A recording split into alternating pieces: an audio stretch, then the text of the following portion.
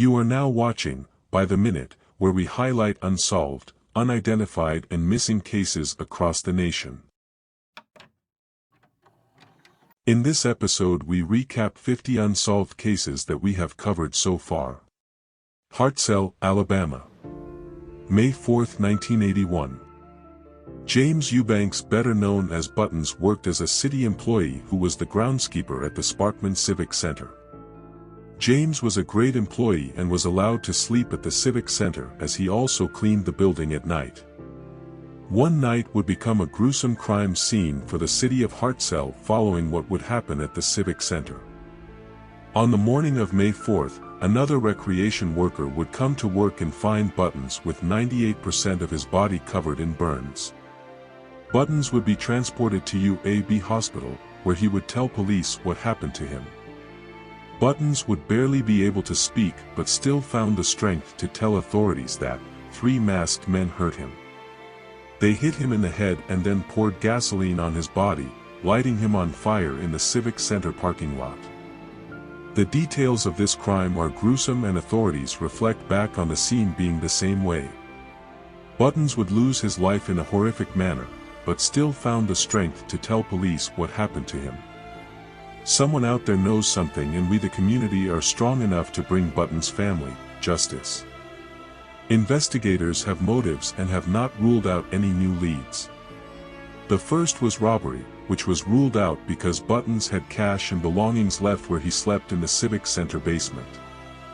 Another motive being the recent arson fire at the Southern Cuisine restaurant that happened on April 20, 1981. Buttons told several people that he knew who committed the arson, as the restaurant could be seen from the Civic Center. There are 3 people who are in our community that committed this horrific crime that ended Buttons' life. We have to find the strength that Buttons had, within us, to get these people off the streets and behind bars. Buttons did not deserve this and his killers remain free roaming our communities, by the minute. If you have any information about this case, please contact the Hartselle, Alabama Police Department. There is a $10,200 reward that is available and tips are able to remain anonymous. Let's help Buttons receive justice. Until then his case remains unsolved, by the minute. Anchorage, Alaska. August 25, 2018. Kevin Napier, born July 14, 1981, was a carpenter who loved barbecuing, camping, fishing and spending time with his family and especially his kids. Unfortunately, on August 25, 2018 things would end in tragedy. Kevin was hanging out with friends at an apartment building at 3500 block of West 88th Avenue. After being at the apartment for a while, Kevin stated that he would be going right above to the apartment upstairs to visit a female. As Kevin is walking up the steps, 2 gunshots are heard. The acquaintance that Kevin was visiting from the downstairs apartment states they then saw a male, white or native with a dark hoodie coming down the stairs. The male then enters Kevin's car and disappears. Unfortunately, Kevin would succumb to his injuries at the scene. It wouldn't be until 3 days later that Kevin's car would be found, on fire off of Hilland Road in Eagle River, Alaska. The suspect in this crime has yet to be identified. If you have any information about this case, please contact Anchorage Police Department or Anchorage Crime Stoppers. Kevin was loved and tragically he became a victim of gun violence. Tucson, Arizona. February 12, 2017. Edward Maguire, 22, would be a passenger in a car the night of February 12, 2017. The car that Edward was in would pull into an apartment complex located at 1901 North Wilmot. Another car and its occupants would have an altercation with the car that Edward was a passenger in. Both vehicles would exchange gunfire and Edward would be shot. Edward would succumb to his injuries at the scene of the shooting.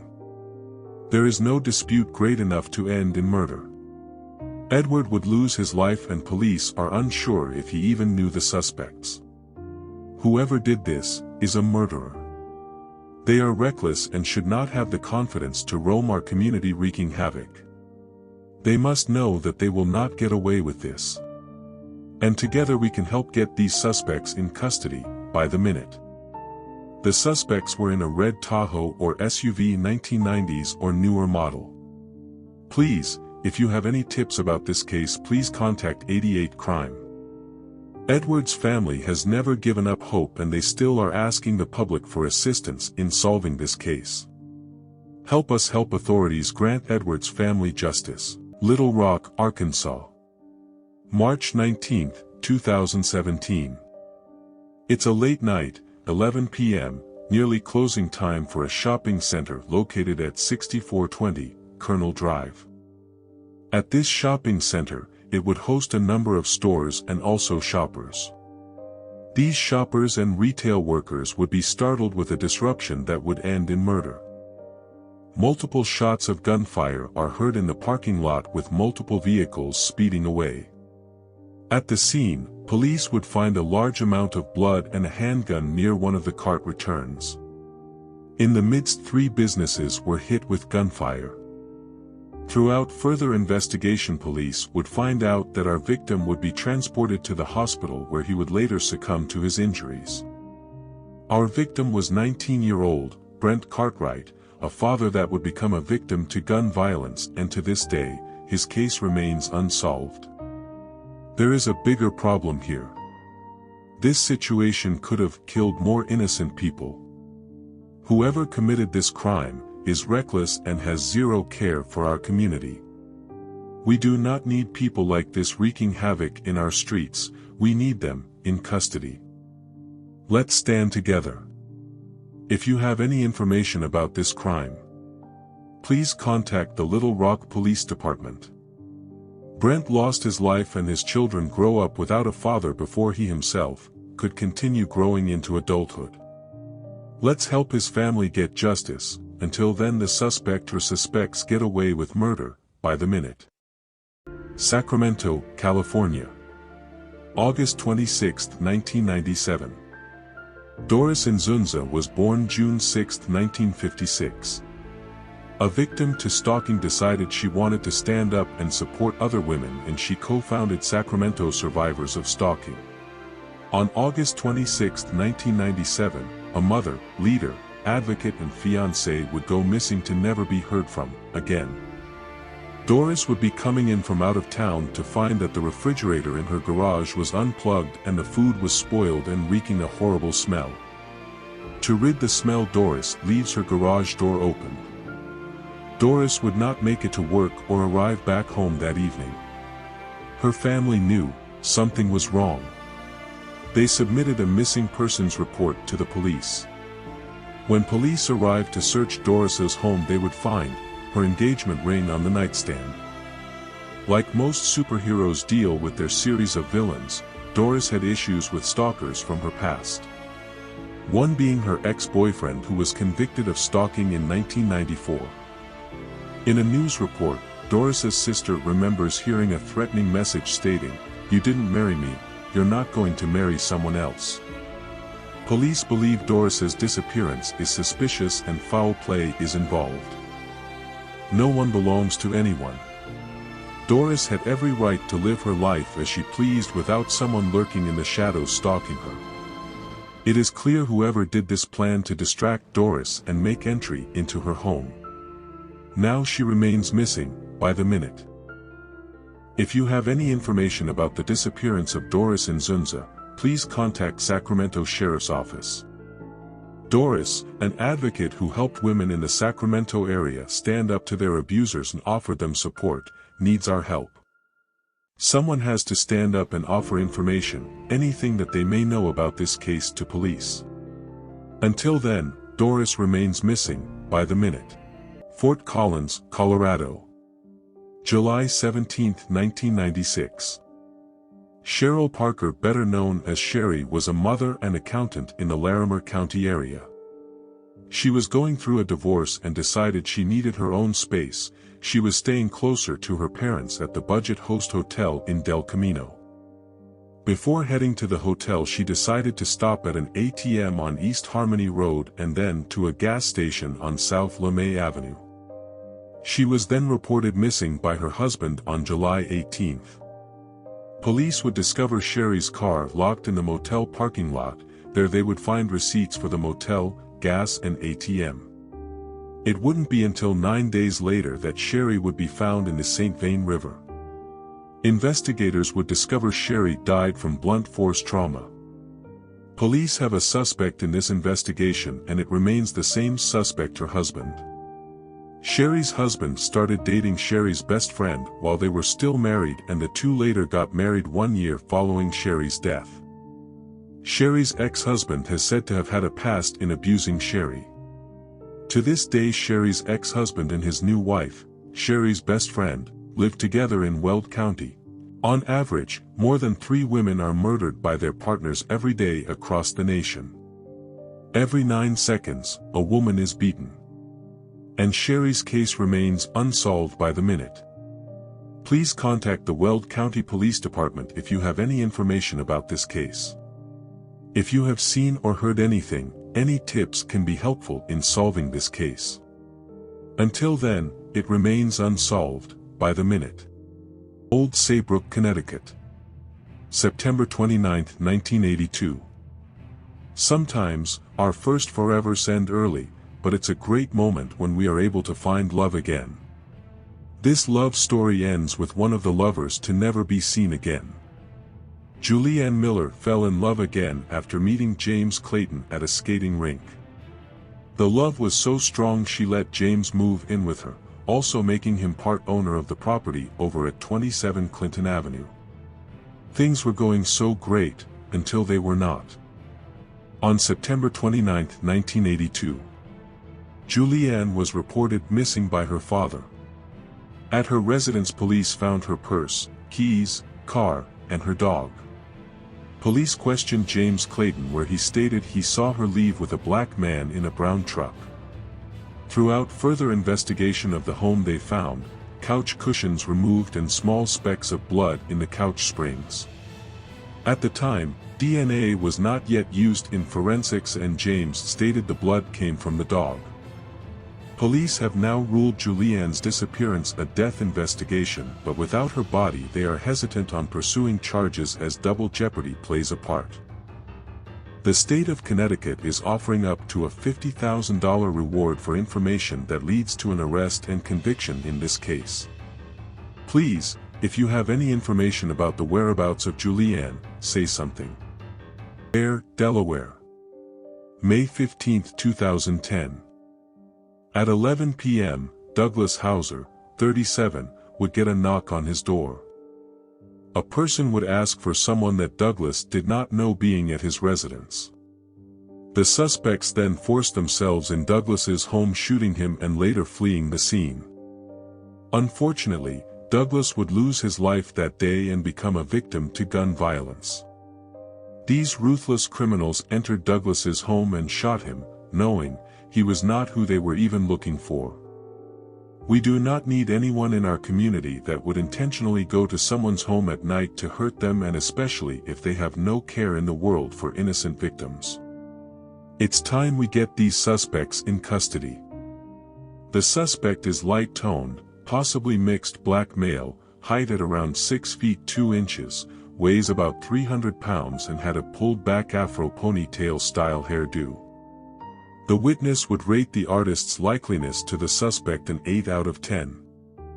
If you have any information about this case or the identity of the suspect, please contact the Newcastle, Delaware Homicide Squad directly. Please think back to this time. Do you remember anyone that fits this description? The suspect took the life of an innocent victim, and it's time we finally bring justice to Douglas's friends and family, who miss him dearly. Orlando, Florida. November 18, 2012. Officer J.R. Rodriguez was born August 17, 1969 in Chicago. His family moved to the Florida area, where he grew up to be a successful entrepreneur.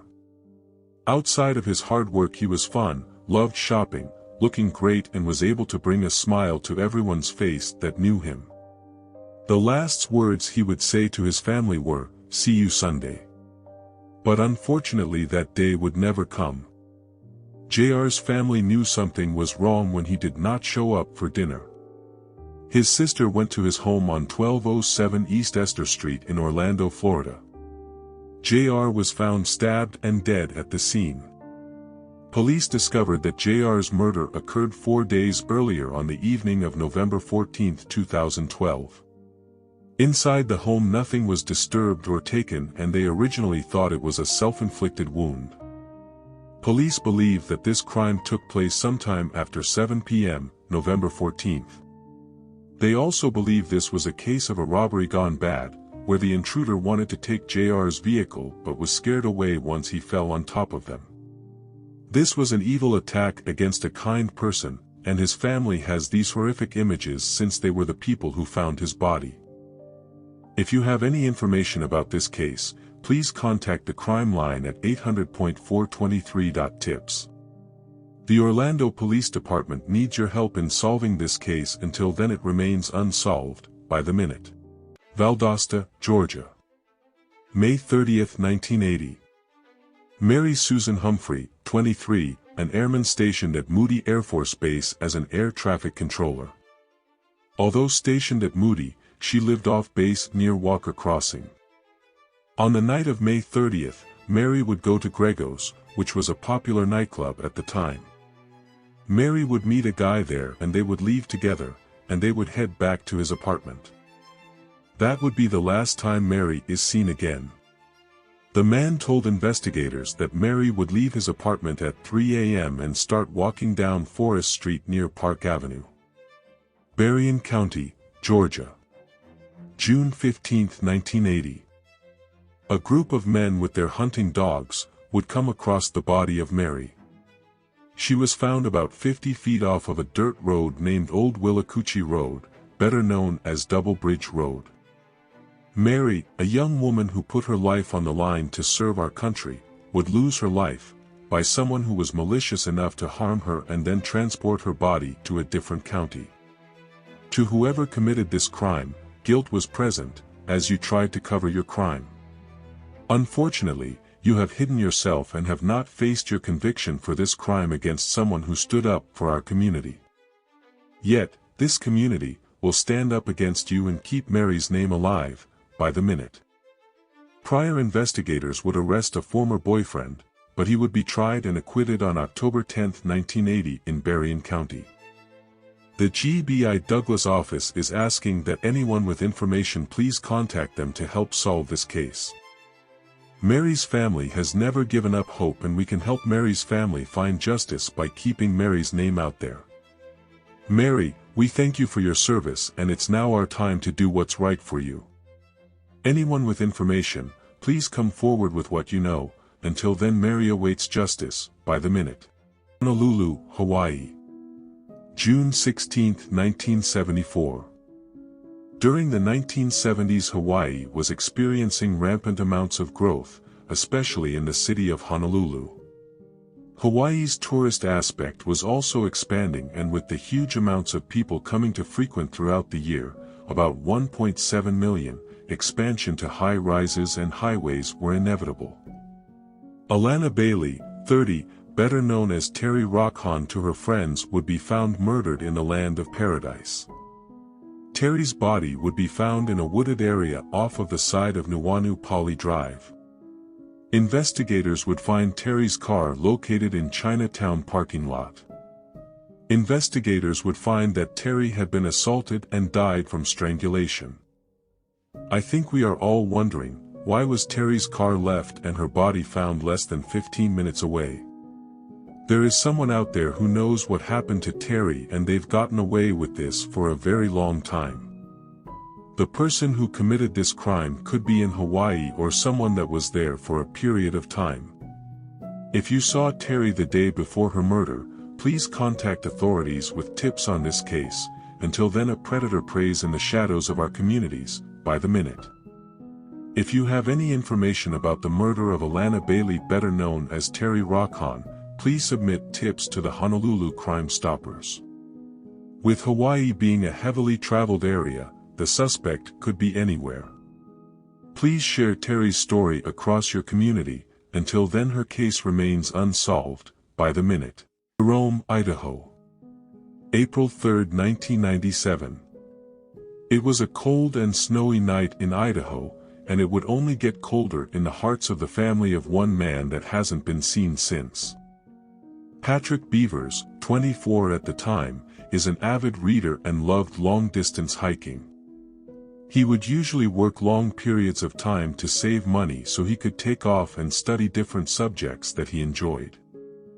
Patrick would leave his home after having a disagreement with his stepfather about not being employed at the time, after also having consumed alcohol. Sometime between April 3rd and the early morning hours of April 4th, Patrick would leave his home. His ID would be cut and he would leave a note that read, "My will, Mom gets everything. Sorry, but my time here is up. Love you all, no blame, except my own." Patrick would leave without his coat, tax forms, rifle, new camping gear and clothes. Patrick's family believes he may not have taken his life and left on foot to either California or Amarillo or Austin, Texas, where his dad lived. Patrick was diagnosed as antisocial, ADHD, a light sensitivity condition that would require him to wear sunglasses. He stands 5" 10 to 6 feet tall, weighing 180 to 250 pounds, with brown hair and hazel eyes. His upper body is disproportionate to his lower body. As we grow, we begin to recognize how tough our 20s can be. For some it's like middle school all over again, as we find our way into our true callings in adulthood. Those that excel, the feeling of being lost in the world still rings a bell. Patrick, and anyone else going through this confusing time period, just know, trying is all you need to do right now. Just please, never give up. If you have seen Patrick or know anything about his whereabouts, please contact the Jerome Police Department or the Texas Department of Public Safety. Patrick is missed and loved by his parents and sister, that are still hoping to find answers. Until then, Patrick remains missing, by the minute.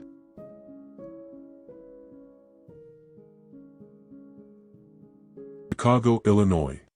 The first of 51. June 16, 1999. Angela Ford, 32, mother of two, would be headed to pick up her kids' report cards from school. Her kids would ask if they could come, but Angela told them she would be right back and that she loved them. That would be the last day her kids would hear from her. On June 16, 1999, Angela would be found in an abandoned building 2 miles from her home, barely clinging to life. Authorities would rush Angela to the hospital where she was declared brain dead. Angela would be found beaten, strangled, and actually assaulted.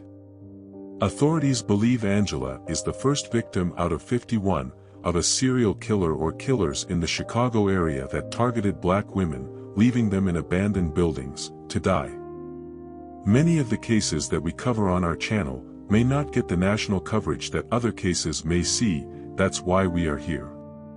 Together, we help keep the light on these cases for our victims, families, and communities that await answers and justice. Be sure to subscribe to the channel to help us bring awareness to these cases, by the minute. Authorities need your help to get more details about our victims, and tips on who committed these vicious crimes against black women in the Chicago area. If you have any tips about this case, please contact the Chicago Police Department. There is also $1,000 award available for any tip that leads to an arrest and felony charge against the suspect. Midway, Indiana. November 17, 1978. I remember cranking up the grill at my first job. Oh, the experience of making your own money. For kids making an earnest buck, lives were cut short as they were abducted from their workplace. Chef murders planted a huge question mark in the minds of almost everyone in the community. Why kill Ruth Ellen Shelton, Daniel R. Davis, Jane Freet, and Mark Flemings? Why dump their bodies in Johnson County? Things have changed. This is the site where the tragedy began. It was a burger chef, it became a Hardee's, and now it stands empty. But one thing has remained constant during this past decade. The right suspect remains at large. Now that burger chef quadruple murder stands out as the most alarming example of mayhem in our city that hasn't been solved. Everybody knows about it. Everybody knows how serious it was. It represents not the best in police work and not the best in terms of violence in our community. It's a very frustrating crime that looks now as if it will go unsolved forever. Jane Freet, Ruth Shelton, and Daniel Davis were all scheduled for work that night. Mark Flemons was called in to cover another worker's shift. Employees that night were asked to stay later to clean and prep the kitchen for the next day's shift. Jane, being the assistant manager, took charge of the team that night. A coworker knew that the team would be working late that night. The coworker sees that the lights are still on and Jane's car is not there. There he would find things at the Burger Chef in Speedway completely off. Police were called to the restaurant where they would find the register had been robbed of $581. Police believed that the teenagers committed the robbery together and would come back home, eventually. Cops then told the manager to proceed with business as usual and to clean up the crime scene. 2 days later, cops would realize how that decision was one they'd regret for decades to come. November 19, 1978, cops were called to a remote area in Johnson County, Indiana. Hikers would find the bodies of the 4 missing Burger Chef employees. Ruth and Daniel were both shot execution style. Jane was found stabbed, with the blade still stuck inside of her heart. Mark was determined to have died from the results of blunt force trauma, after being beaten and choked with a chain. Police realized that this was not a petty theft crime but a robbery, abduction and a quadruple murder investigation. The Burger Chef crime scene was already compromised after police decided to not investigate other avenues outside of the petty theft. The police then produce a theory. One of the employees went to take the trash out and was confronted by 2 or more men who planned to rob the Burger Chef that night. One of the employees then recognizes the robbers and all employees were abducted and taken to the remote area where they were later killed. Who would hurt these 4 young kids? How was it possible that 4 people were taken away from their workplace? The heat was on the police to solve this case. While police ignored the fact that purses and jackets were left at the crime scene the night of the abduction, the following day they found Jane's car was abandoned and evident of foul play.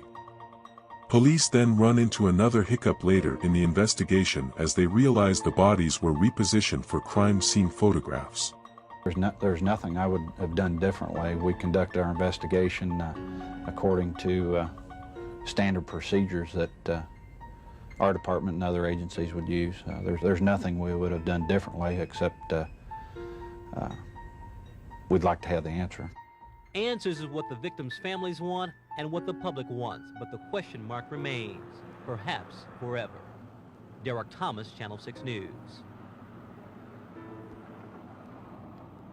While some mistakes may warrant us to ask questions like how or why, someone out there knows the answer to who committed these vicious crimes to these innocent kids. Until then, this case remains unsolved, by the minute. Take a moment to review sketches and clay models of the potential suspects seen near the first crime scene. The Indiana State Police are focusing this investigation on a group of individuals that were committing restaurant robberies at the time. Please submit all tips to the Indiana State Police. Jane Freet, Mark Flemons, Ruth Shelton and Daniel Davis went to work at a fast food restaurant and were never able to see the next day. Their cases remain unsolved and the Indiana State Police need your help solving this crime. Until then, these victims' families continue to suffer, by the minute. Davenport, Iowa. October 19, 2004. Jorge Gutierrez, Sr., better known as Louis, lived in East Moline, Illinois. Louis worked in construction and was a major Dallas Cowboys fan. Unfortunately, someone would take Louis' life away. Louis' pickup truck, decked out in Dallas Cowboys fan gear, would be found parked along the Mississippi River in the 3400 block of South Concord Street in Davenport. Louis would be found dead, in the bed of his own pickup truck, wrapped in a sleeping bag. Throughout further investigation, police would discover that Louis received blunt force trauma to his head, being the cause of his death. Whoever did this to Louis knew that they wanted to hide a murder. Whoever did this thinks that they were smart enough to get away with murder. But what they don't know is that an entire community waits for their arrest as we keep Louis' story in the light by the minute. Authorities believe that Louis was killed 2 days prior to when he was found. If you have any information about this case, if you saw Louis' car, any tips, please contact the Davenport Police Department or the Davenport Crime Stoppers tip line. Wichita, Kansas. April 11, 1992. Patricia Majors, 32, owned La Bride d'Elegance bridal shop and her bridal assistant was Patricia Smith, 23. Both married women helping future brides prepare for their special day. A customer calls in asking could the store stay open a few minutes, so that he could pick up a cummerbund, as he didn't think he'd make it in time before closing. While the ladies are waiting for the customer that called in, a different man enters. This man would change the history of this bridal shop forever. The intruder would force both ladies into the back and shooting them both execution style. The customer who called for the cummerbund would arrive at the store and see the killer, which would ask him to come in the back with him. The customer refused and saw the killer holding a wedding veil covered in a gun. The killer told the customer to run away and not say a word. The customer, frightened, ran away, and it wouldn't be until an hour later that he would call the police and they would find both bodies of Patricia's in a pool of blood. Police know who the suspect is in this case, but they are not sure who he is. The man that committed this crime is the I-70 serial killer. In this episode we will not go in depth on the other crimes committed by the I-70 serial killer, but be sure to subscribe to catch when we do dive in. In the bridal shop murders, police would discover that the gun used was .22 caliber and either an Intratec Scorpion or a Irma Werka model ET-22. The suspect was described as a white male, 20s to mid-30s, in 1992. He was about 5 feet 7 inches tall, weighing about 140 to 160 pounds, slender to medium build, with light brown to auburn, red, hair, cut short and beard stubble on his face. Today, he is probably in his mid-50s. This suspect took advantage of small specialty shops, places that really make the community special. Usually brought to us from people from our own communities. Now it's time to get this monster behind bars and out of hiding. Patricia and Patricia were happily assisting customers before a murderer took their lives away. Please, if you have any information about this case, contact the Wichita Cold Case Unit. Patricia Majors and Patricia Smith are both awaiting justice. Some family members have passed on before seeing justice arrive. Let's not let any more members miss out. Until then, their case remains unsolved by the minute. Lexington, Kentucky. October 1, 2016. It's the weekend and it's an exciting one, near the campus of the University of Kentucky. Near the campus are apartments and at a townhome located on Unity Drive, the party is lit. Nathaniel McNeely, 18, attended this party, and it would be here that he would be at the wrong place, at the wrong time. It's nearing the early hours of 2 a.m. and an argument ensues between people at the party. One thing leads to another and gunfire erupts. Police would be called and they would find Nathaniel suffering from multiple gunshot wounds to the chest. At the time of the shooting, police knew that there were over 100 people in the parking lot, and with further investigation they would also find out that Nathaniel was not the intended target. I'll cut to the chase. The people who attended this party have the moral duty to contact police and let them know what you saw or heard. Or else you have the blood of an innocent victim on your hands. Rough, but it's even rougher for Nathaniel's family, who has no answers or justice. Over 100 people in a parking lot, and this case remains unsolved by the minute. Please, If you have any information about this case, contact the Lexington Police Department or Bluegrass Crime Stoppers. Nathaniel lost his life at such a young age at 18. His dreams of studying mechanical engineering at University of Kentucky were shattered because someone decided to shoot a gun after an argument. You took an innocent life from the world with such a reckless decision. We must help this case get solved. Until then we fail Nathaniel, by the minute. Rouge, Louisiana. October 16, 2016. Christopher Wheeler, 32, a musician from Baton Rouge, would be waiting for a bus at a stop located in the 3000 block of Plank Road. Police would get a call around 8:30 a.m. for a man shot in the head at that bus stop bench. Christopher would be pronounced dead at the scene. Authorities are unaware of a motive and need assistance from the community in solving this gruesome crime. Police are investigating 4 other robberies that happened on Plank Road in a span of 2 months. Hours before Christopher was murdered, a person reported being robbed at gunpoint by a female. Whoever has been committing these crimes in the area is dangerous, and it is important that we get them in custody. We do not want these suspects to wreak havoc on our community, and they must answer for their crimes. If you have any tips about this case, please contact the Capital Region Crime Stoppers. Domain. February 10, 1999. Building friendships is one of the greatest joys we share together on earth. As a teen, being able to spend time with your friends away from school or parents can be their greatest joy as they figure out this thing called life. Sleepovers are a time where teens can spend time with their friends, watching movies and sharing jokes. But for one teen, at a sleepover that didn't happen, it was the last time anyone would hear from her, again. Ashley Willett, born March 29, 1983 in York County, Maine. A spunky teenager with a huge personality that loved fashion and keeping her things so tidy she was called Miss Neat. Like most teens and parents today, we reach a period where communication gets a bit more complicated. Kids may tend to avoid telling the truth to do things they want, knowing their parents would say no to it otherwise.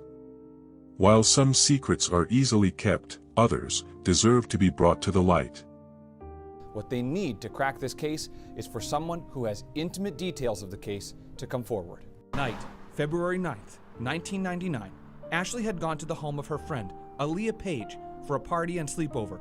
At some point, she left the home to go visit other friends, 2 brothers, Stephen and Daniel Sanborn, fellow classmates at Thornton Academy. At the time, police said Daniel was the last person to see Ashley alive. During the initial investigation, police searched the Sanborn family's home and one of their cars, but police have not publicly named any suspects. In this particular case, we have a great deal of persons of interest, a few suspects that are probably more of a higher priority for us. Police have focused on a window of time between 12:30 a.m. when Ashley arrived at the Sanborn home in Saco and 4 a.m. when a driver found her in the middle of Pine Point Road in Scarborough. That's a 3.5-hour time span. Those are the 2 locations we are continuing to concentrate on and the time span that we're working on. According to a 1999 newspaper article about the case, Ashley's mom believed she'd be at a sleepover.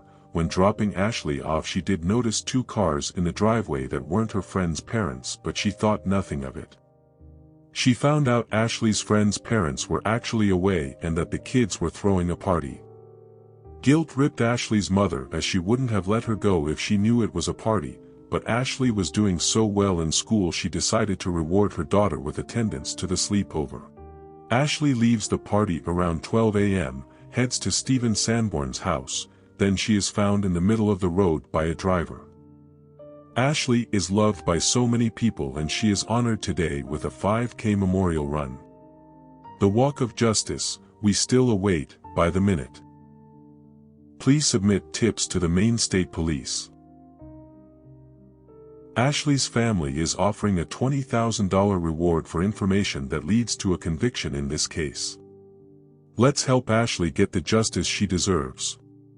Until then, her case remains unsolved, by the minute. Windsor Mill, Maryland. June 6, 2003.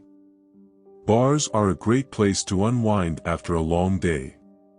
They are also a place where people can get a bit rowdy with the consumption of alcohol.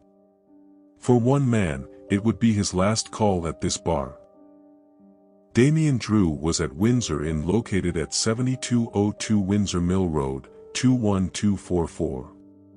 Witnesses stated that he got into an argument with an unidentified woman. In the parking lot, 2 cars pulled into the lot of the Windsor's Inn. One male suspect exited his vehicle and shot Damien. Then both vehicles fled from the scene. Police have also released a description of the suspect's cars. The shooter's car was a 4-door gold Nissan Maxima 90s to 99 model, and the friend's vehicle was a black 4-door foreign 90-99S model. An argument did not warrant the death of Damien. The situation escalated when it should have been diffused and someone lost their life. That someone was Damien, and his case remains unsolved by the minute. The Baltimore County Police Department need your help in solving this case. If you have any information about the unidentified woman and 2 unidentified males, please contact authorities. There is a reward of up to $2,000 for any information. Until then, this case remains unsolved by the minute. Flint, Michigan. June 20, 2019. Corrine Adams, 18, was the youngest of 6. She enjoyed makeup, fashion, and sports. She loved being the center of attention but never shied away from offering support and advice to her siblings and friends. Corrine would be spending the night at her boyfriend's house, and as she was sleeping, around 3:15 a.m., she was awakened by gunfire. Shots would come from the outside, entering into the home located in the 500 block of West York Avenue. Corrine would run to the back of the home where she would be hit by one of the bullets.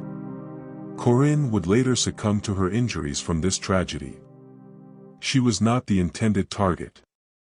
As much as we may try to make sense of why things happen, we find that the act can be counterproductive. We recognize that this was senseless, reckless, and we must put our focus on making sure whoever did this is put away for murder. We focus on justice by the minute. Corrine did not deserve this, and her family does not deserve to wait any longer for justice.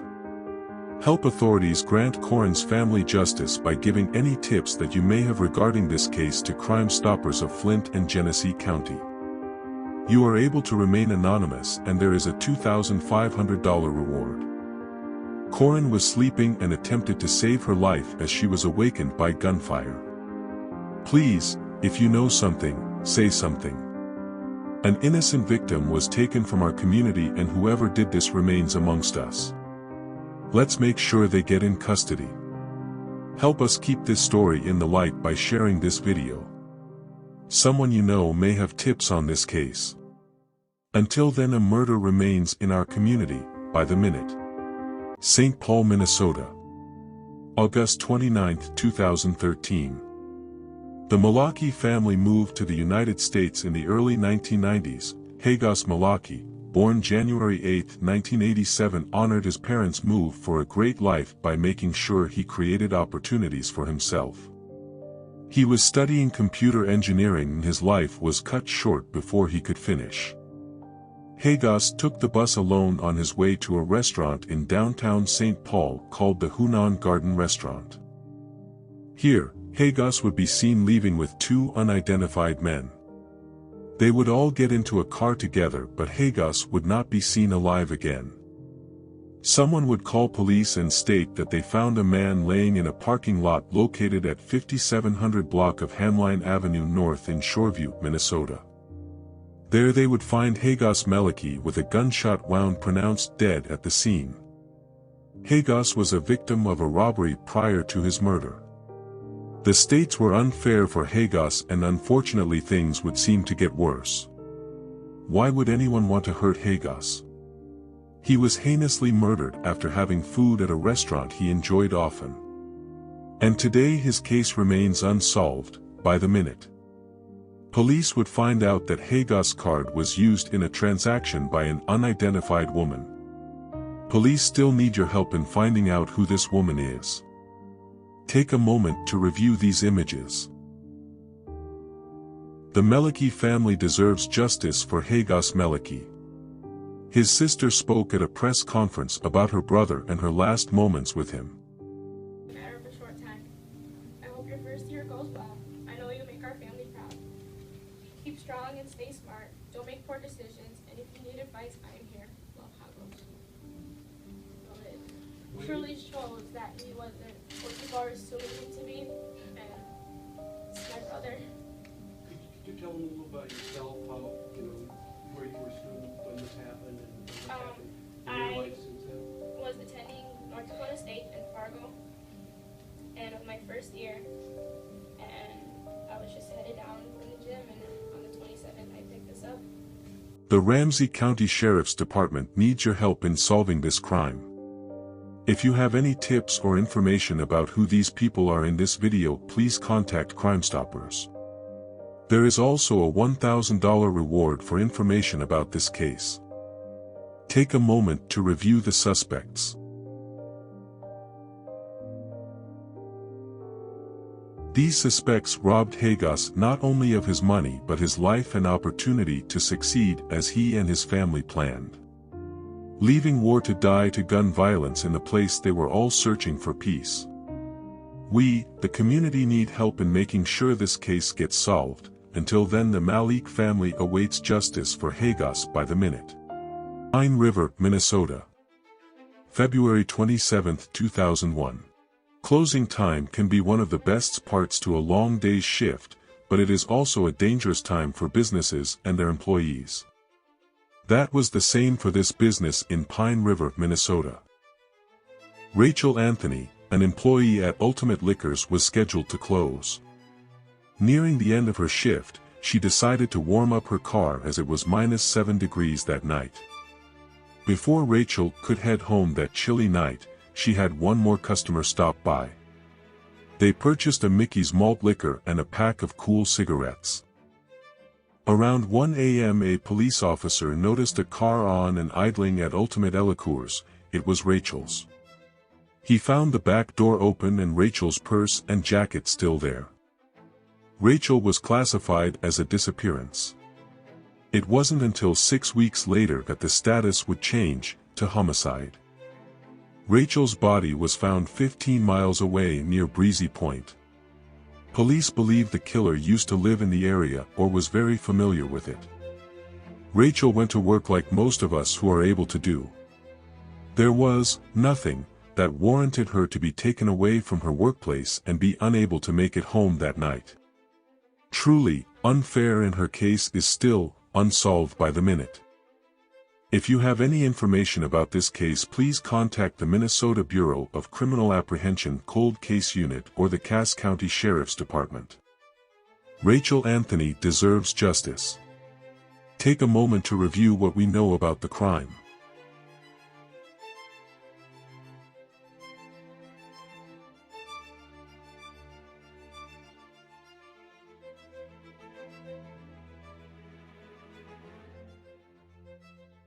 Waveland, Mississippi.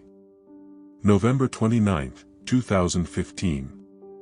In the early morning hours between 3 to 4 a.m. Jason Duffy would be met with unknown intruders who kicked down his front door at his home located on Dick Street. The suspects would enter Jason's home, shoot him multiple times in the head execution style. Jason would be transported to the hospital where he would succumb to his injuries. Authorities believe that Jason was targeted and the shooting was drug-related. The suspects were caught on surveillance walking towards Jason's home around 3:36 a.m. They were later seen running away minutes after the gunfire. Watch this video of the suspects to see if they look familiar.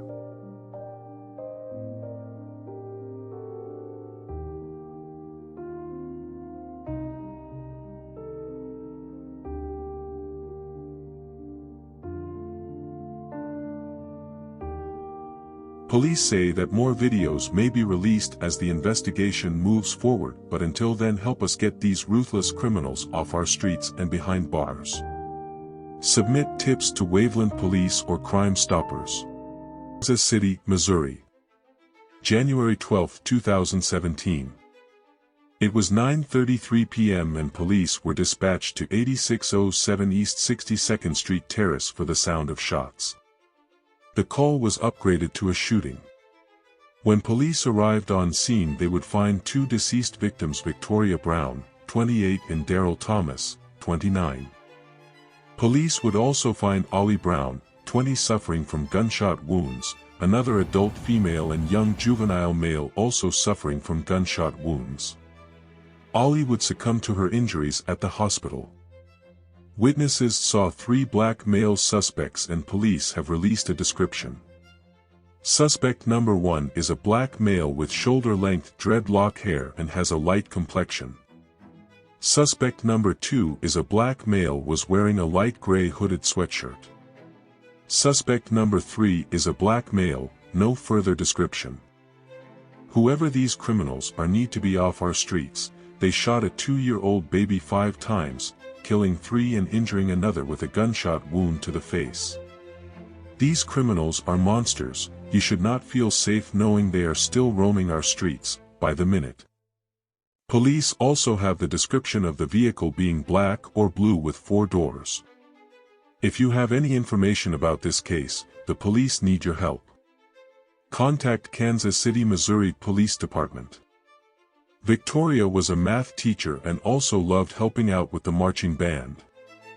Darrell, a father. And Ollie, a mother, whose young child was injured in this incident.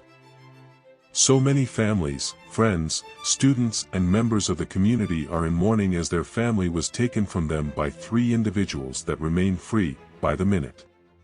Please, if you have any information about this case, contact the police. Park, Montana. November 2, 2000. Patrick Whalen, 33, a registered nurse, studying to become a doctor of naturopathy. In his free time he was a survivalist who enjoyed taking on the challenge of testing his survival skills against nature. Prior to his disappearance, for several weeks during September and October of 2000, Patrick would frequent Glacier National Park, Blackfeet tribal lands, and the Columbia Falls area. Patrick's vehicle would be found at the Lake McDonald Lodge restaurant, which is near the U.S. Highway 89 and the State Highway 49 in Glacier Park, Montana. The following May, Patrick's personal belongings were found in a makeshift campsite inside the park. It would be located at the North Fork of Cut Bank Creek.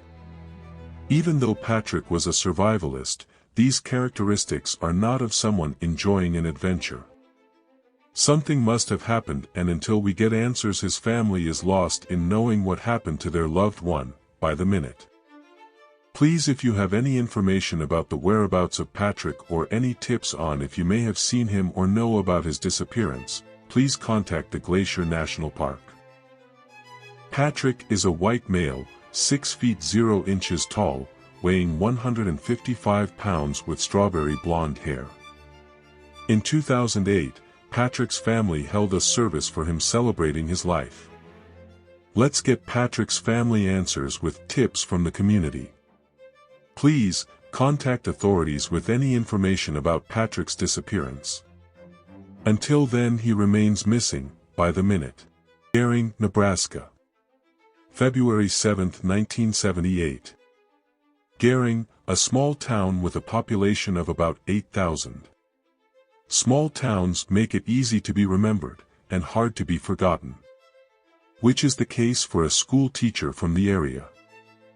Stella Elaine McLean, born May 31, 1932, was an elementary school teacher. And on February 7, 1978 begins the mystery into her unsolved case.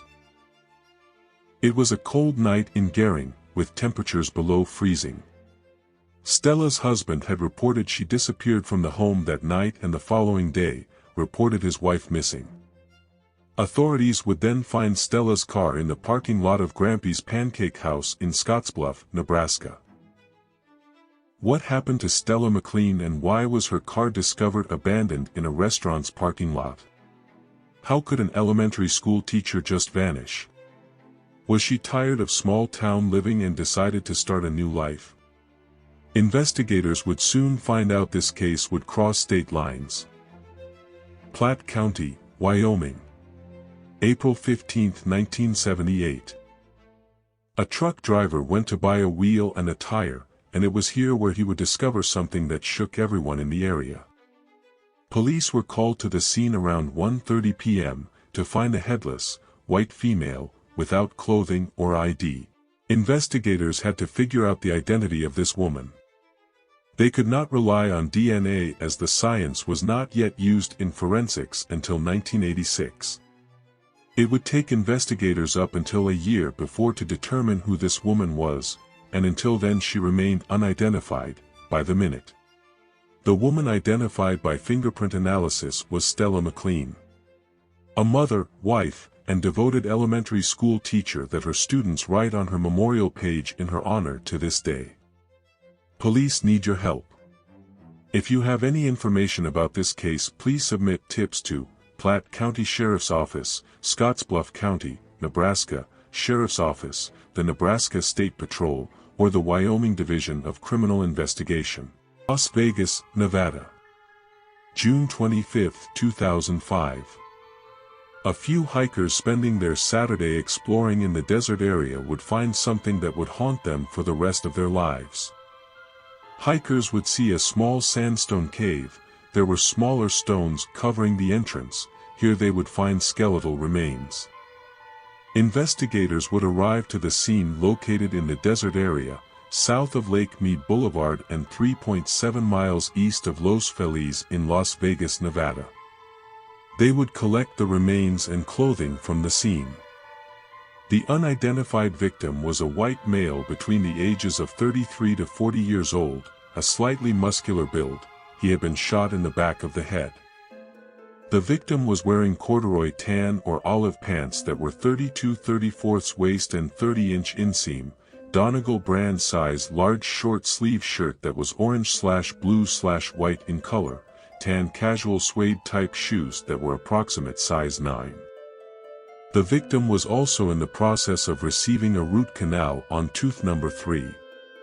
Whoever did this to our victim went through great lengths to hide this crime, but we the community can go lengths stronger by helping a family identify one of their own and soonly grant them justice.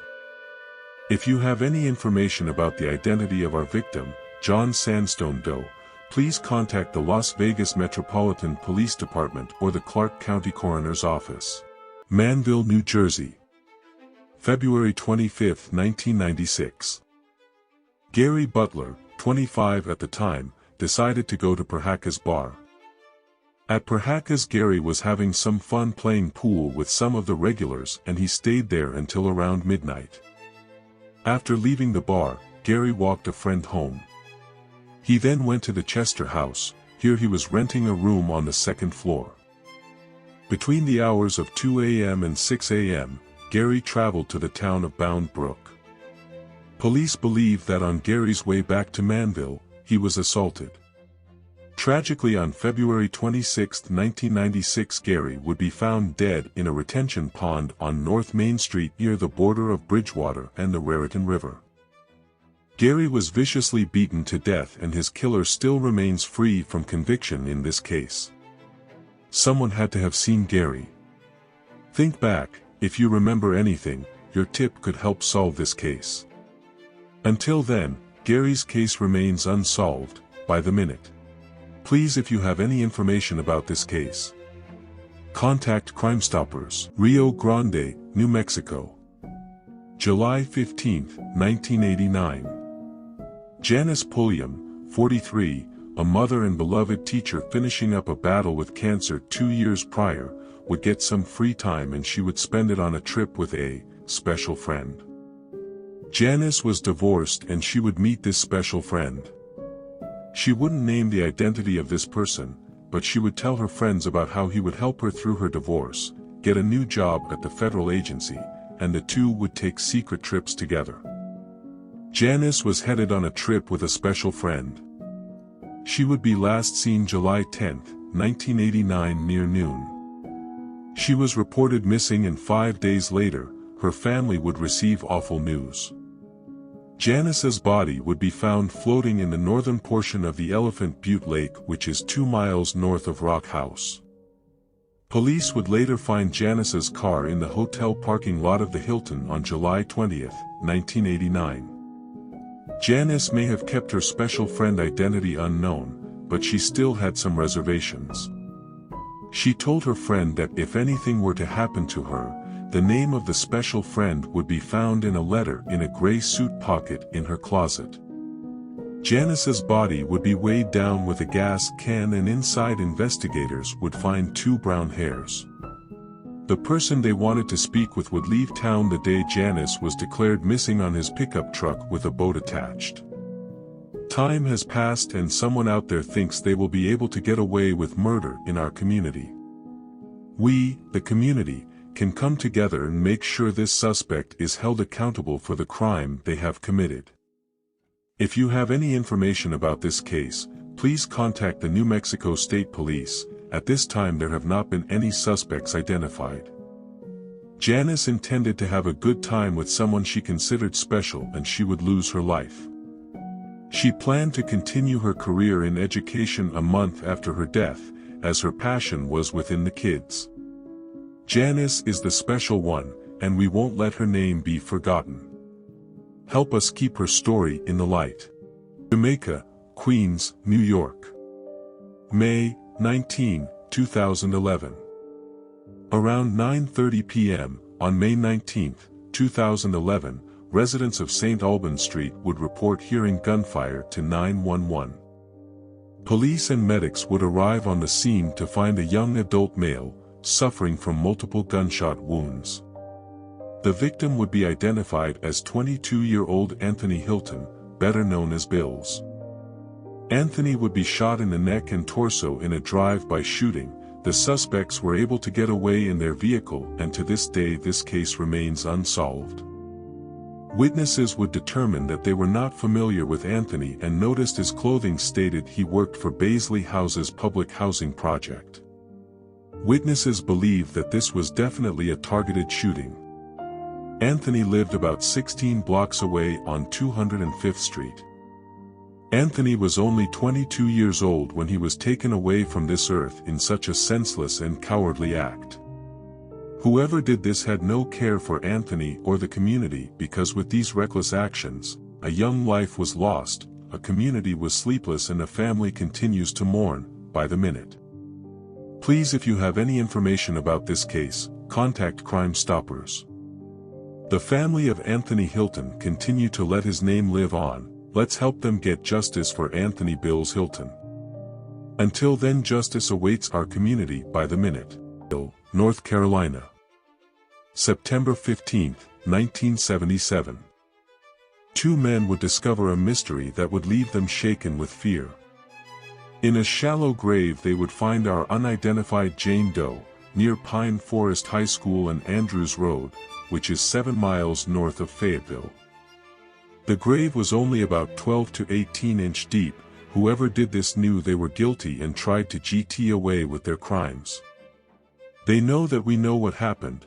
It's now time for the community to band together and help us identify our Jane Doe, and help authorities capture this criminal. Here is a reconstruction drawing of our victim. Our Jane Doe is a black female, between the ages of 30 to 40, with the height of 4 feet 11 inches, weighing 130 pounds, with black long shoulder-length hair. She had either given birth to no children or at least 2. Our Jane Doe was murdered at least 6 to 8 weeks before her discovery. If you have any information about the identity of our Jane Doe, please contact North Carolina Medical Examiner's Office or the Cumberland County Sheriff's Office. Someone out there is left without answers. They may not even know their loved one is gone. Help us keep this story in the light and bring awareness to our Jane Doe. Devil's Lake, North Dakota. September 29, 1981. Clifton Marsh, 69, from Hope, Michigan, would be headed on a fishing trip to British Columbia, Canada. This wasn't his first time making this trip, and he would stop at a rest stop on Highway 2 about 7 miles east of Devil's Lake. Clifton would awaken around 12 a.m. and notice that one of his tires had been deflated. These were new tires. Clifton had the hood of his truck up and the oil stick out before he was shot in the head twice.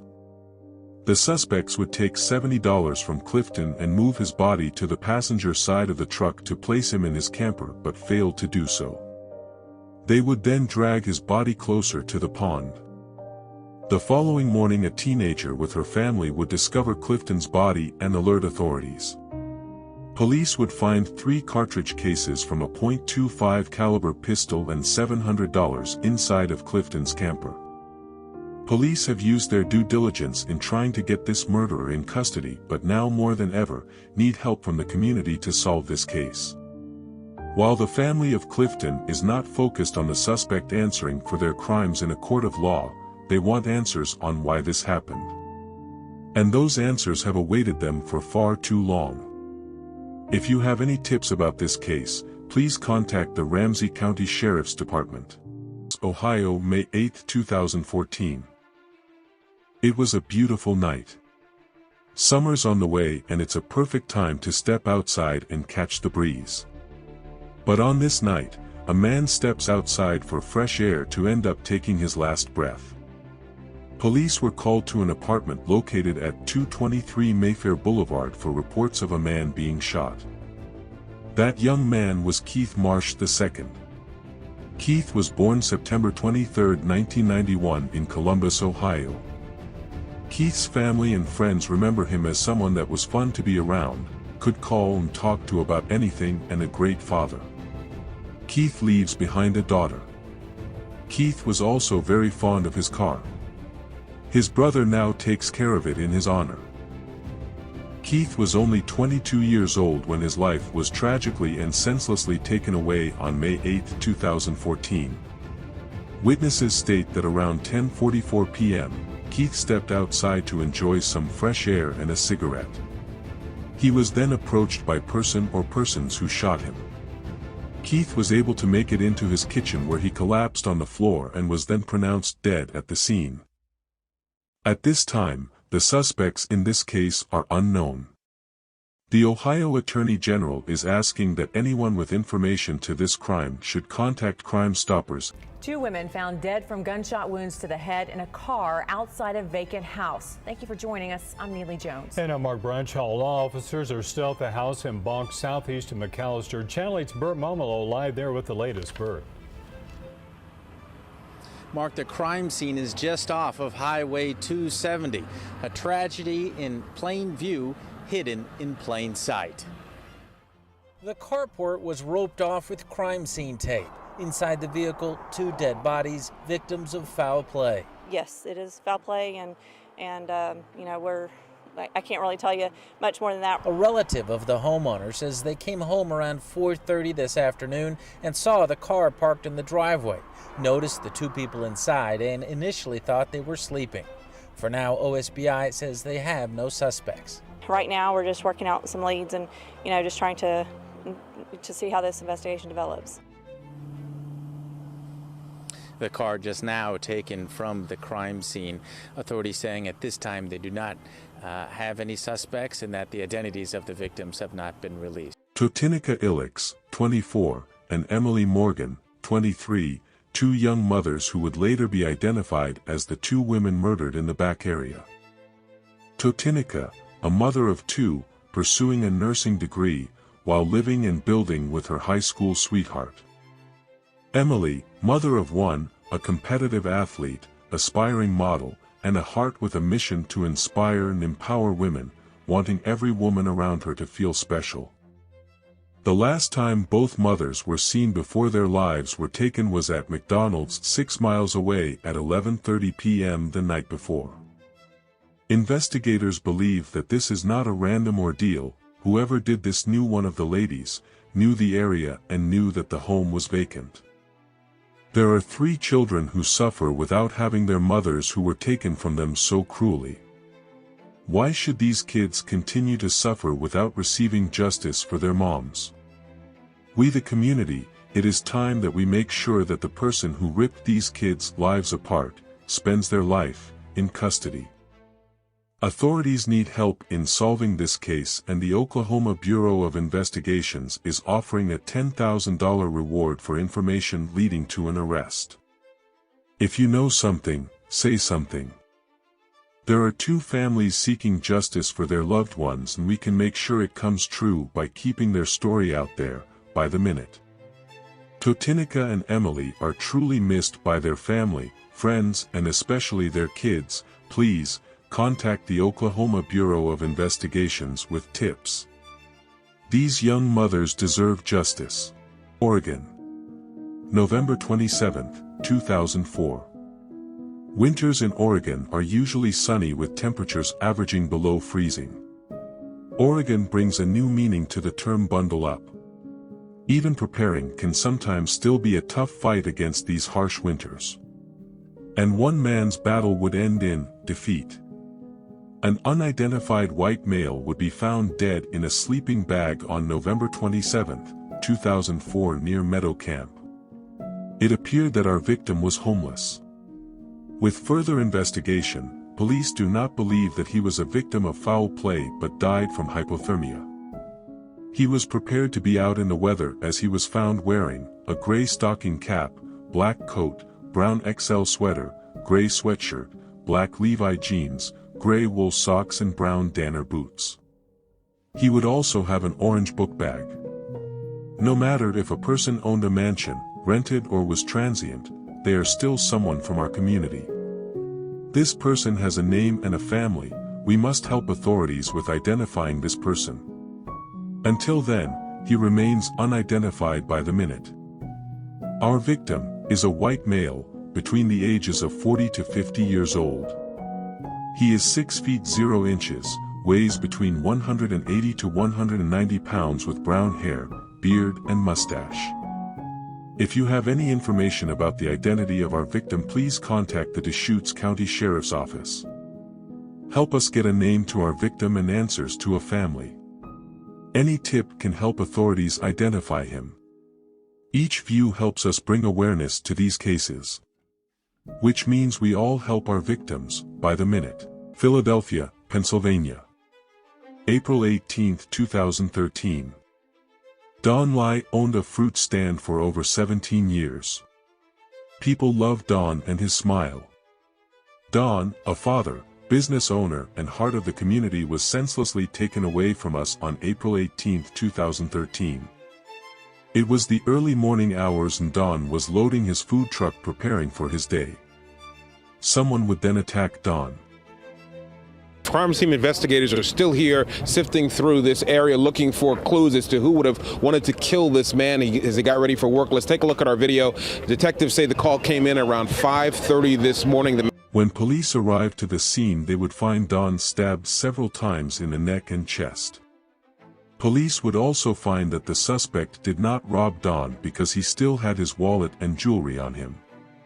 Police would also learn that during the attack the suspect continued to stab Don as he lay on the ground while also slashing his neck.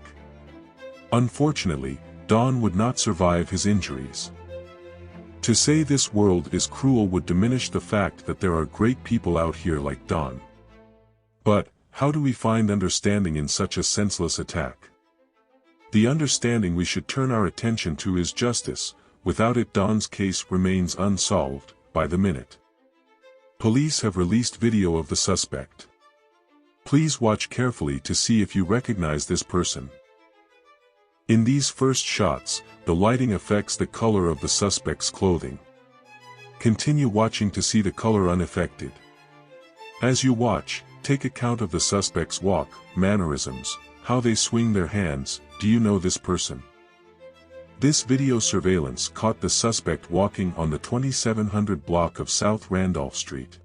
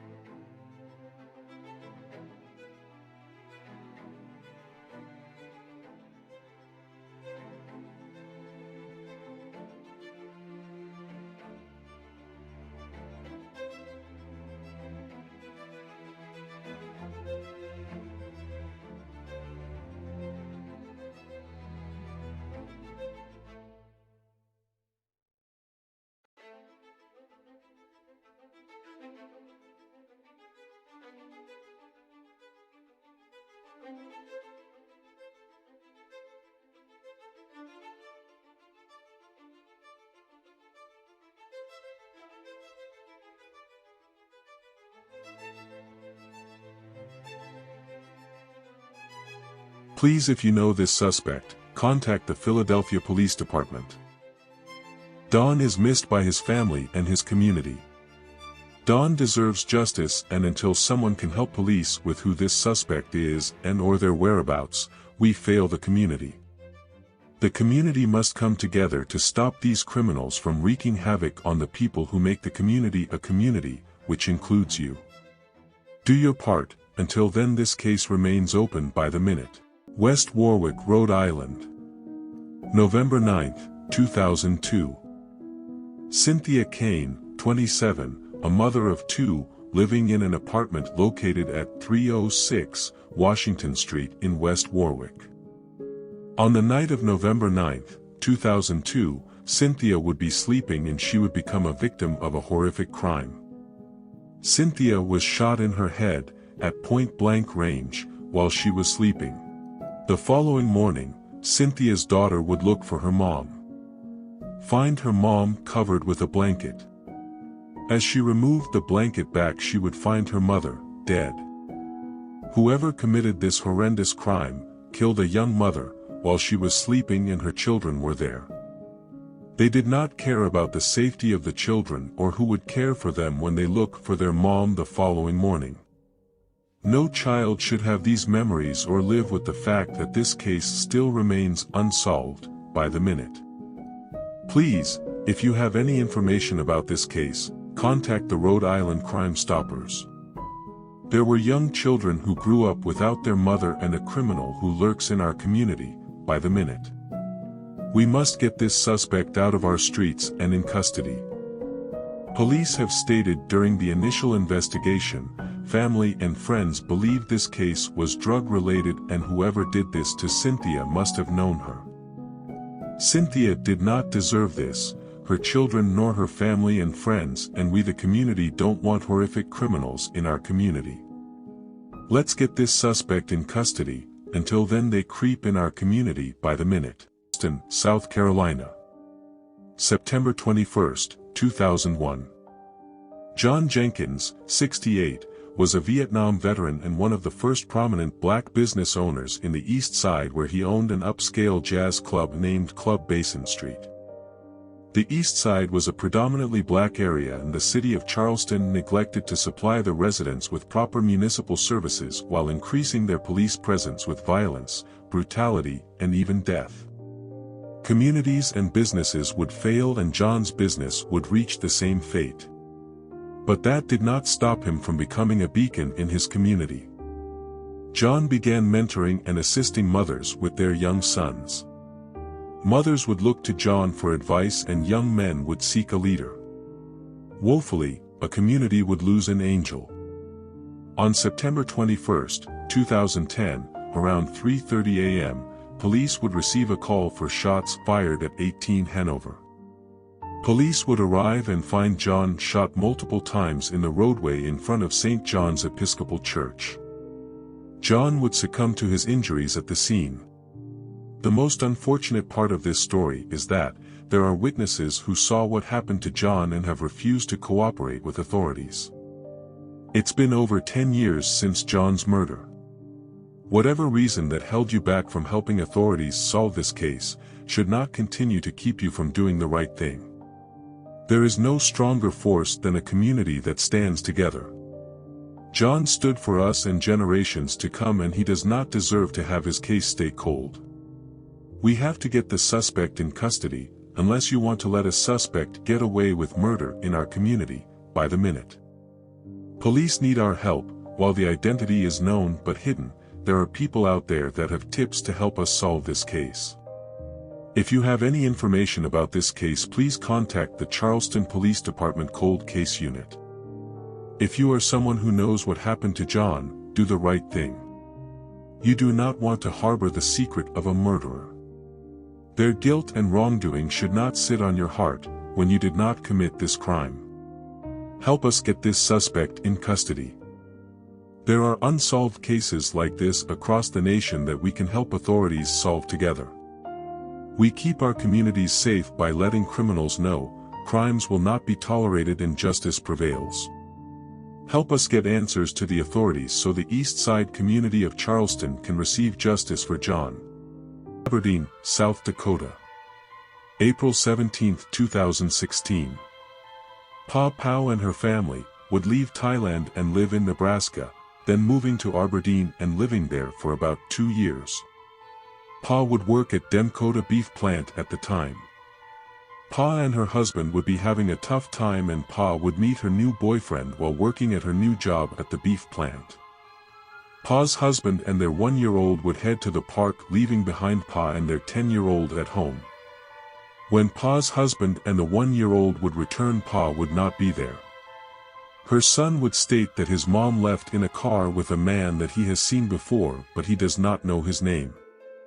Pa would later be determined missing once she missed her shift at the beef plant and hadn't been in contact with her family in Thailand or Nebraska. For some that may think Pa may have gotten tired of her life in the States and decided to head home, that isn't the case. When Pa left that evening and didn't return, her cell phone was turned off and her ID and passport were still at home. Pa is missing and endangered. She also suffers from seizures, anxiety, and depression. At the time of her disappearance, she was last seen wearing a white shirt, blue jeans, and pink tennis shoes. Please, if you have seen Pa or have any information about her whereabouts, her family is searching for her. Contact the FBI or Aberdeen Police Department with tips. Police have conducted an investigation, and Pa did have an argument with her husband prior to her disappearance, but she has not spoken to him or her boyfriend. Pa is an Asian female, 5 feet 2 inches, 110 pounds, with brown eyes and brown-black hair. Pa, a mother and wife that is missed dearly by her family. The Aberdeen Police and FBI are partnered together on this case, and with tips from the community we can bring Pa's family answers on her whereabouts. Until then, Pa remains missing, by the minute. Knoxville, Tennessee. February 6, 2010. James Hundley, 78, was also referred to as Money Man. Owned several rental properties. He was known to carry cash, and oftentimes he would cash checks for people who did not have their own bank accounts. James was working on a home that he was preparing to rent out to a tenant located at 1714 Mitchell Street. When he would work in properties, sometimes he would spend the night at them, as he did this night. The following day, James' son would be headed to the property to help his father finish up repairs. When his son arrived, he found the door ajar, and inside, he found his father on the floor. He called 911 and would later realize that his father had been shot. Authorities believe that robbery was the motive, as $1,800 would be missing, but the thieves did not take James' wallet. Neighbors would state they saw 2 suspects. Both in their 20s, one white and tall, one black and shorter than suspect 1. They would also be seen leaving the home in a vehicle. These 2 suspects knew that James would have money and intentionally robbed him at one of his rental properties. They took away a great-great-grandfather from our community. There are generations of a family seeking justice for their loved one. Let's help authorities grant them justice. If you have any information about this case, please contact the Violent Crimes Unit or Crime Stoppers. James was an innocent victim and didn't deserve this. We can't let these suspects continue to think they can get away with murder. Help us keep this story in the light until we get justice. Salt Lake City, Utah. September 30, 2002. At 6:05 a.m. Hippolito Casiano Mateos would be preparing to go to work, where he was a popular DJ for La Mexicana 7:30 a.m., local Hispanic radio station. People remember him as his on-air name, Chico Moderno, where he had tons of loyal listeners. He was preparing to leave his residence located at 1985 Sir Charles Drive. As he approached his car, several gunshots rang out, hitting Hippolito, which would kill him instantly. Whoever did this horrendous crime, they knew Hippolito's address as well as the time that he would be heading into work. The suspect is vicious, and we need to make sure they get off our streets and in custody. immediately. Investigators do have an idea of the suspect. They believe whoever did this met Hippolito at a party in Ogden, Utah a week before the shooting. The suspect may have been involved with drugs and believed that Hippolito had information that would have compromised his drug activities. However, there is no indication that Hippolito had any information about the suspect or any drug activity. Witnesses who heard the shots were able to tell authorities that morning that they saw a man fleeing the scene, wearing a dark hooded sweatshirt, and may have gotten into a dark-colored vehicle parked nearby which had the engine running. Whoever did this to Hippolito plotted his murder and did so, in order to continue to wreak havoc in our community. Hippolito did not deserve this, and his case can be solved with tips from the community. Please, if you have any tips, please contact the Salt Lake City Police Department. Hippolito leaves behind 2 children, family, friends, and a community who misses his voice on the radio. Let's keep this story out there and get Hippolito's family justice. Until then, this case remains unsolved. By the minute. Vermont. November 9, 1981. What started as a simple day of shopping would turn into the last moment a woman was ever seen again. Patricia Hesse, better known as Patty, 34 at the time, would spend some time in the afternoon at the Rutland Mall in Vermont. At the mall, Patty would purchase an expensive fur coat for around $200, that would be around $600 today. Patty would then return to her apartment inside of a home on Davis Street. The landlady would smell food burning and come down to Patty's apartment to find more food being prepared, a table set, but no Patty. The fur coat that Patty just bought would remain hanging in her closet. Patty would not be seen or heard from again. Patty's sister would work on her sister's disappearance case for 2 years before giving up hope that she would find her sister or the person who did something to her. Unfortunately, Patty's sister would die in a car accident in 2005. With the advancement in forensics and technology, cold cases are being solved every day. Police are able to pair science with help from the community to bring families answers and well-deserved justice. Patty Hesse is missing and endangered. Today she would be 76. She is 5 feet 1 inch, 110 pounds, with blue eyes and blonde hair.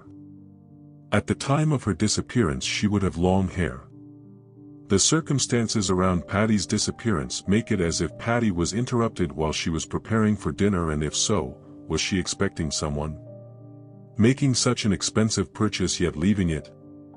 It just doesn't make sense, and it's important that we share what we know to help this case get solved. If you have any information about this case, please contact the Rutland Police Department. With tips from the community we can help find Patty. Did you see her at Rutland Mall? Did you notice anyone suspicious around? Do you know if she was meeting someone? Any tip can help authorities finally solve this case. Until then, Patty is still missing, by the minute. Virginia. December 1, 2009. While most of us are getting prepared for the festivities that December brings, for one family their holiday fun was brought to a halt, after one of their own left work and was never heard from again. Norma Alicia Avillan was reported missing by her friends and family once they were unable to hear from her. Norma was last seen leaving work at Dulles International Airport at 11:30 p.m. Here we can see Norma leaving work. This was the last time she was seen again. Police believe Norma made it back to her apartment in Herndon, as this is where they found her car, parked in the front of the building. They found her apartment locked, with everything inside except for her purse and keys.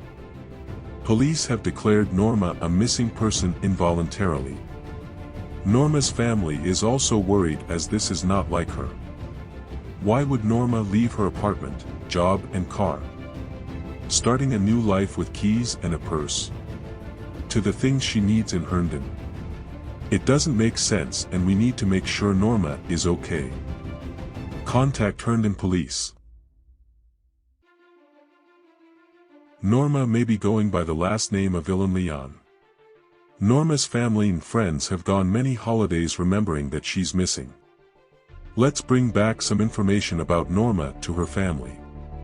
Take a moment to review the information we know about Norma before her disappearance.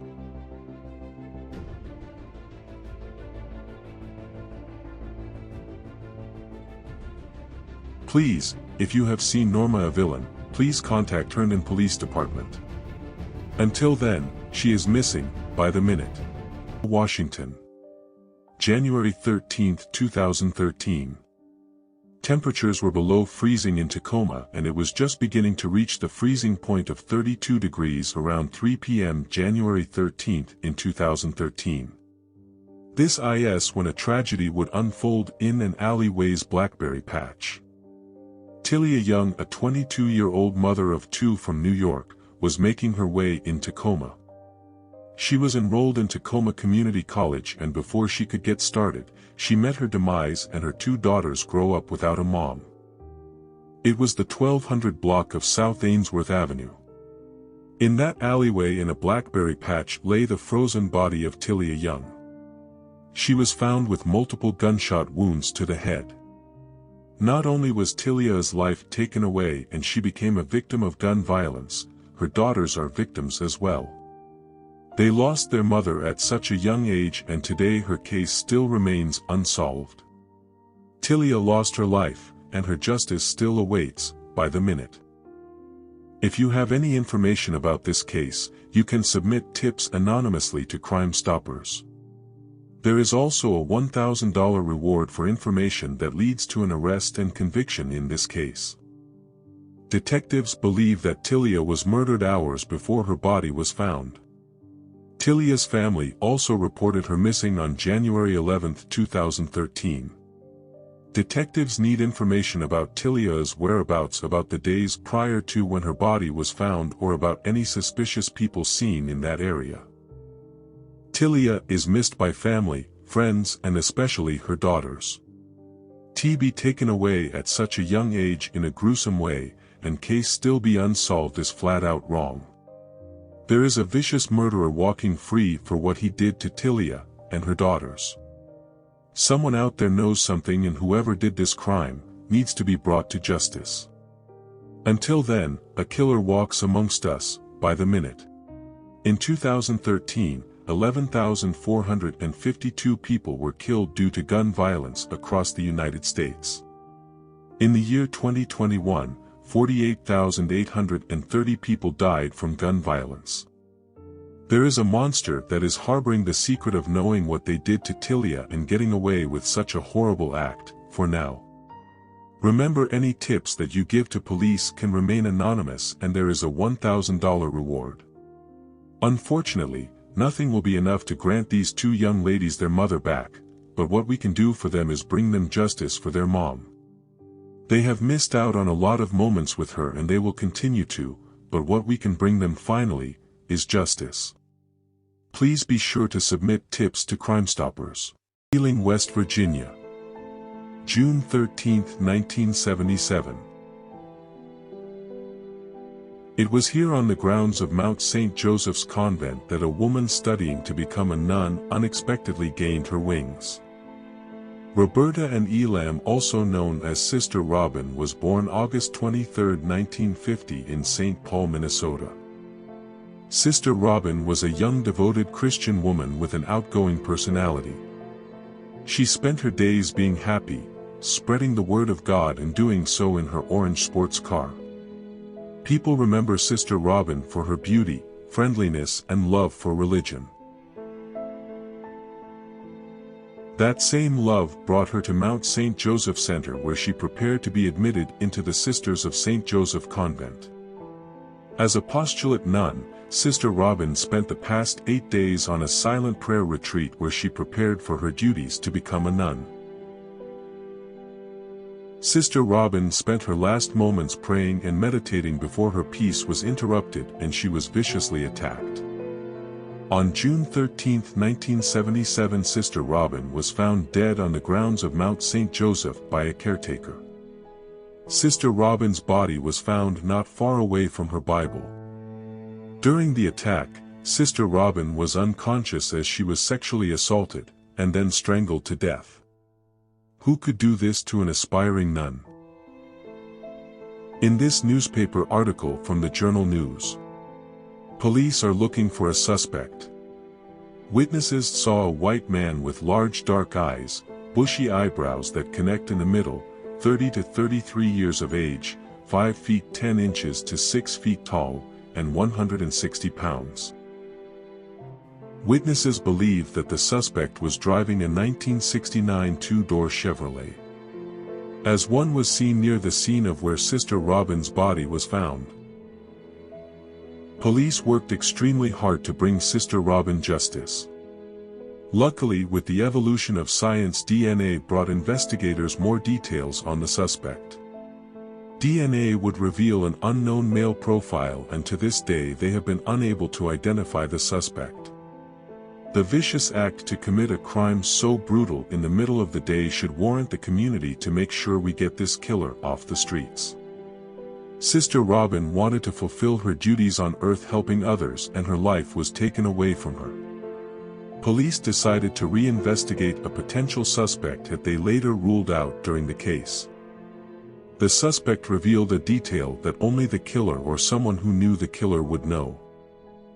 A friend of the suspect revealed that the suspect told him that he sexually assaulted a nun and that the nun was either a virgin or on her cycle because blood was on the suspect. Investigators knew that Sister Robin was on her period during the attack, as a tampon was still found inside of her. This was never revealed to the public. Investigators earlier in the case ruled out this suspect because he submitted blood samples to the military. Records at this time have been known to have a fairly high error rate. With the advancement of technology, retesting this suspect could bring Sister Robin the justice she deserves. The West Virginia State Police are asking that anyone with information regarding this case, contact your local state police department. Muskego, Wisconsin.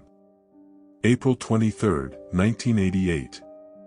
Patrick Kennedy, 22, and his friend would be staying at the Black Duck Inn, located on Schultz Drive. Patrick would ask his friend for a ride, his friend declined, and Patrick would decide to walk to his next destination. That would be the last time anyone has seen or heard from Patrick since. No family deserves to go without answers, and the family of Patrick's has for about 3 decades. Someone out there may have seen Patrick or know his whereabouts today. Let's help authorities get answers to Patrick's family. Patrick is a white male, 6 feet 3 inches to 6 feet 5 inches, weighing 170 to 180 pounds with blonde strawberry hair. He was also wearing wire-rimmed glasses around the time. He would be around 57 this year. If you have any information about this case, please contact the Muskego Police. Someone from our community is missing, and we won't let their name or story be forgotten. Please, any tips can help Patrick's family get answers. Until then, the question of, where is Patrick, goes unanswered, by the minute. Casper, Wyoming. October 6, 2014. Christy Richardson, 61, a widowed yet dedicated owner of her and her late husband's trucking company, would not arrive to work and was reported missing. The day before her disappearance, she would visit her daughter's home to drop off a happy birthday card and spend time with her grandkids. Christy would arrive home where her cell phone activity would show that she took a routine phone call with one of her drivers at 7:45 p.m. At 11 p.m. she would receive a phone call from a vendor, and that call would not be answered. Christy's daughter would go to her mother's house and have to enter through the garage with a spare key. She would find her mother's home undisturbed and no signs of forced entry. Her front door had the deadbolt on it. She would see that her mother's pocketbook with $800, ID, and her cell phone were still inside the residence. Police and Christy's family do suspect foul play, as Christy's car would also still be at her residence. Christy is out there somewhere, and we will not quit until she is found. Her family and friends made efforts to search and have had no luck. Help us get answers to Christy's whereabouts. Police have a few motives that they think may play as key factors in Christy's disappearance. The oil and gas industry in Wyoming has become extremely extensive and competition is steep. Christy and her late husband owned their trucking company since 1979 and have been able to remain in business since his passing. Another motive could be an ex-employee or disgruntled customer. There is also the possibility that Christy has decided to walk away from her life in Wyoming and does not want to be found. Christy's friends and family would beg to differ. They believe something has happened to Christy, and they even conducted a search of Casper Mountain asking for the community's help to find Christy. Christy is a white female, between 5 feet 4 inches, weighing 90 to 115 pounds, with brown eyes and brown hair. She was 61 at the time of her disappearance. In today's airing of this episode, she would be 70. Please, if you have any information about Christy's whereabouts, please contact Wyoming Division of Criminal Investigation or Casper Police Department. Christy is loved and missed by many. We stand with Christy's family and friends, and you can too by making sure we keep this story in the light, by the minute. Thank you for watching By the Minute News. Be sure to subscribe for more true crime news from a city near you.